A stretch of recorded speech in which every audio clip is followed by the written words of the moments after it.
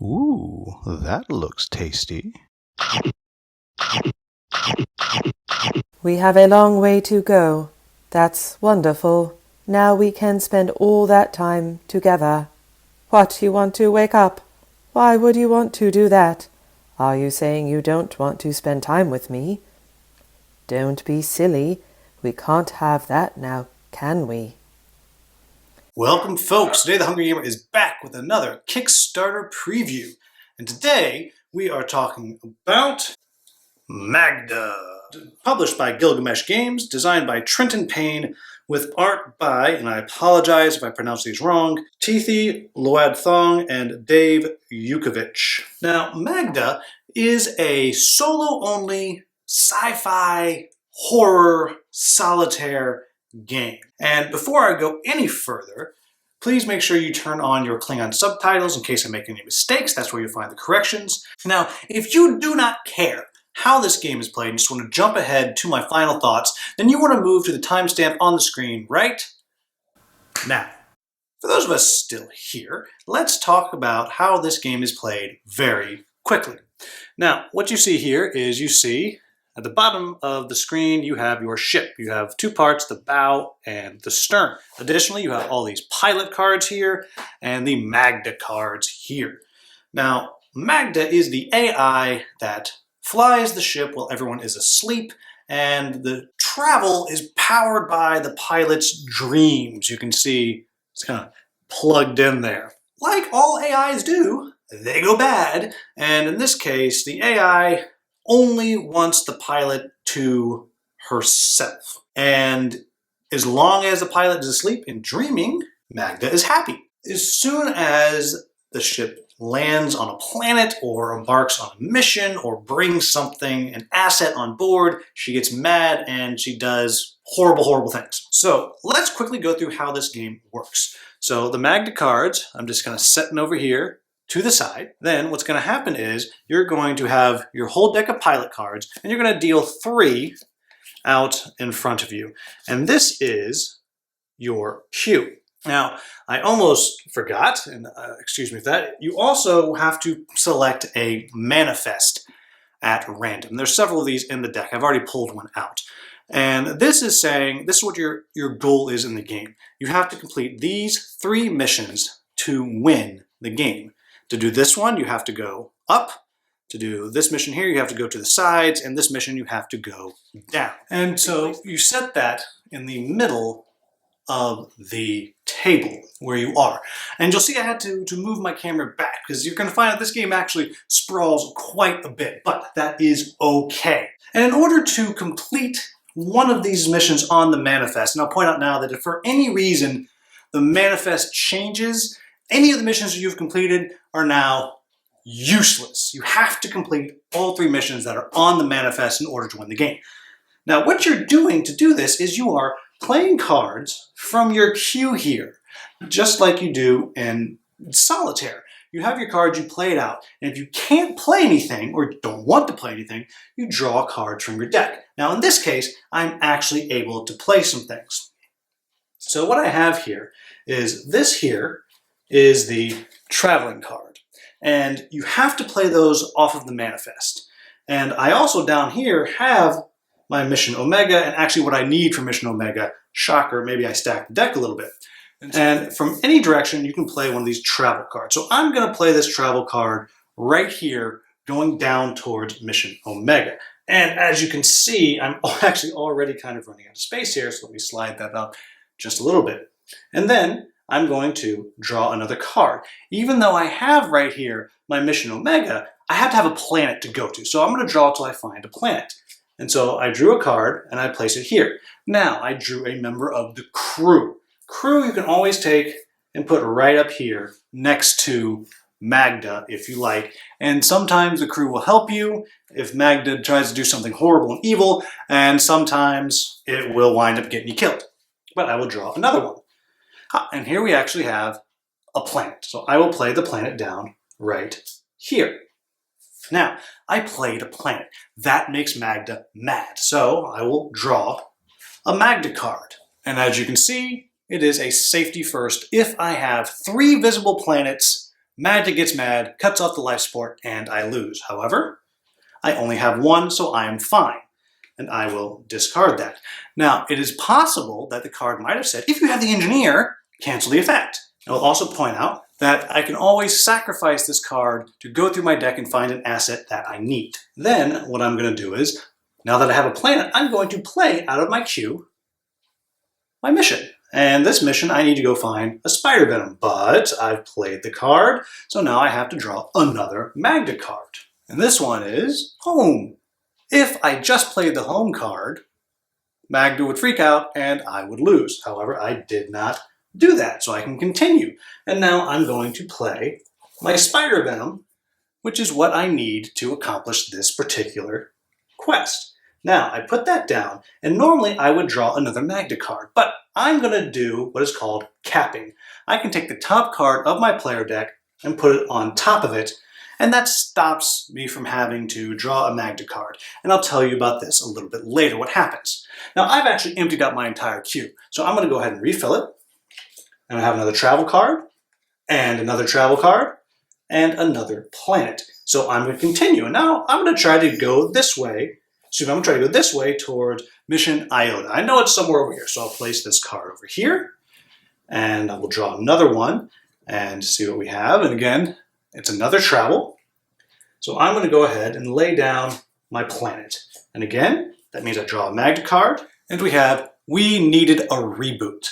And you'll see that MAGDA reboots the system, and suddenly I'm not doing this manifest anymore, but I have to do a new one. So I go through my deck here, and there's one right on the bottom, and I take one, and now that is my new manifest, and this one goes on bottom of my deck. And then I will flip over another card. And you'll see I'm getting a whole bunch of travel cards, so I'm going to go ahead and lay out another travel card. So now you'll see I'm going to Mission Omicron.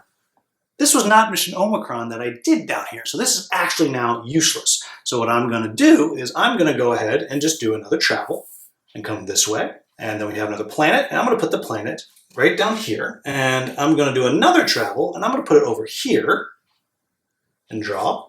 And we'll see I found Mission Upsilon, which is not one of the ones I need, so I'll place that down there.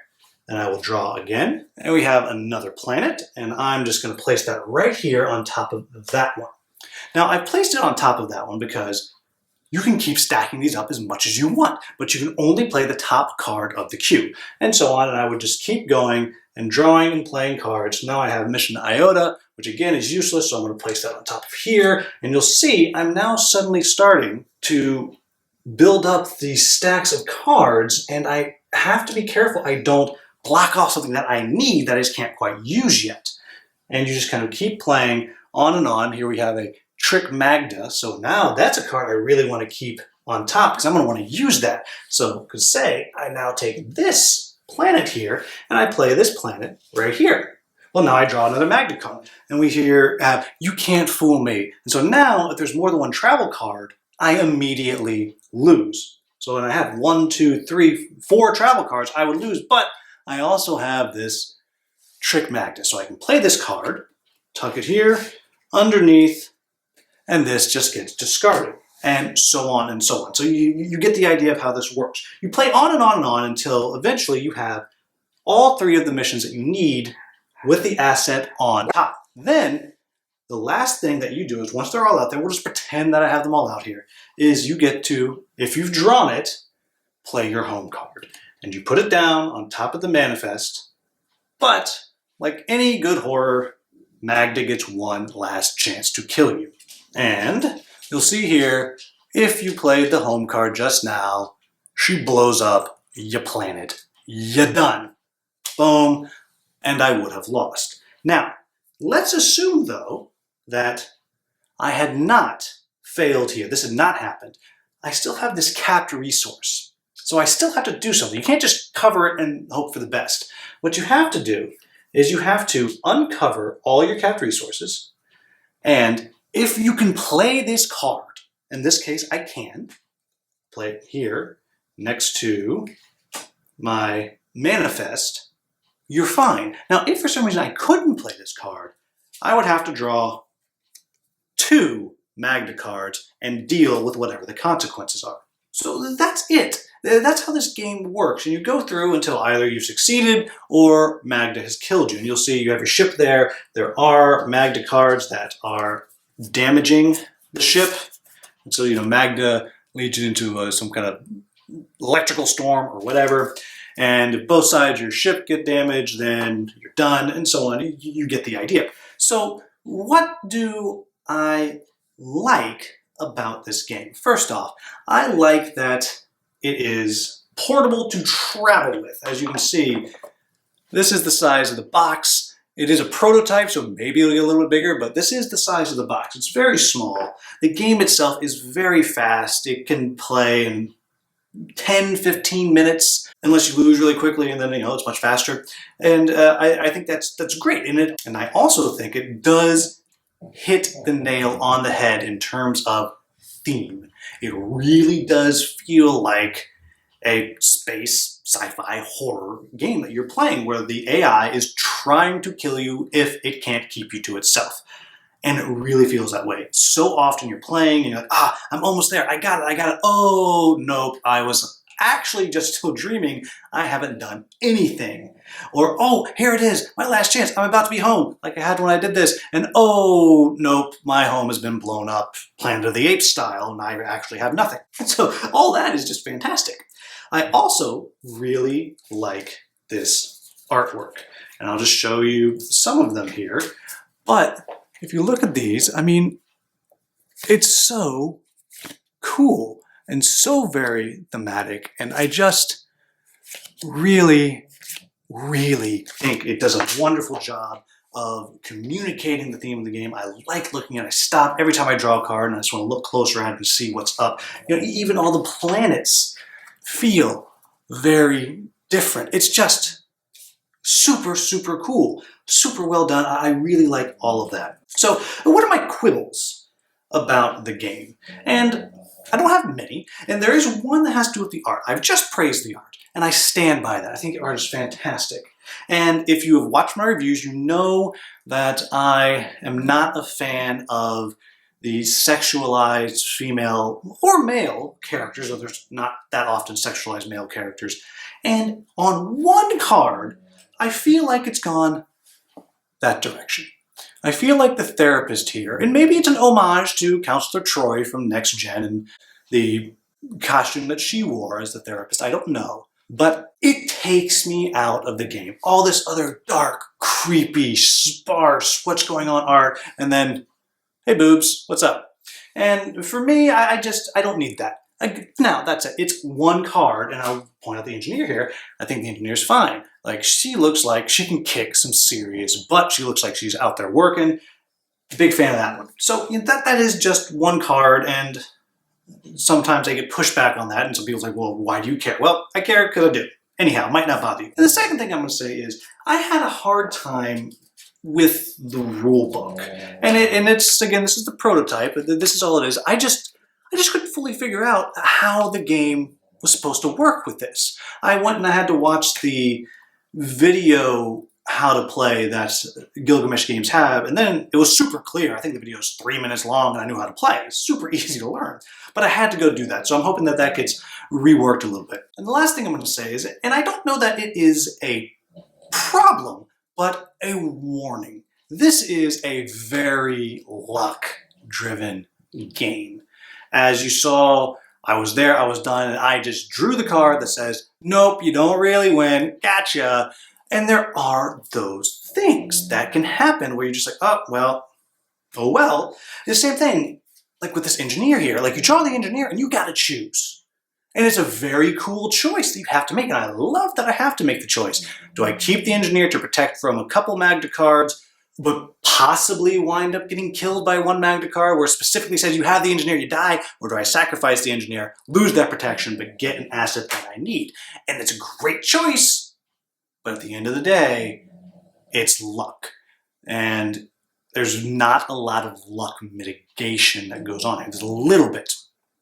So the way I view it is, this is a game where you are trying your best to put yourself in a position where you might have a chance to win. And then the last thing that I'm going to point out is, though this is a very portable game in the box, it is sprawling. it takes up a lot of space on your table. And as you see, I'm still playing on the floor. We're moving the end of the month, so then I'll have a table again. But it takes up a huge amount of space, and it looks really cool.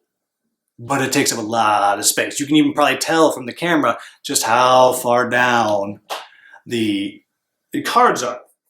And so that's neither necessarily good or bad, but again, just something to be aware of.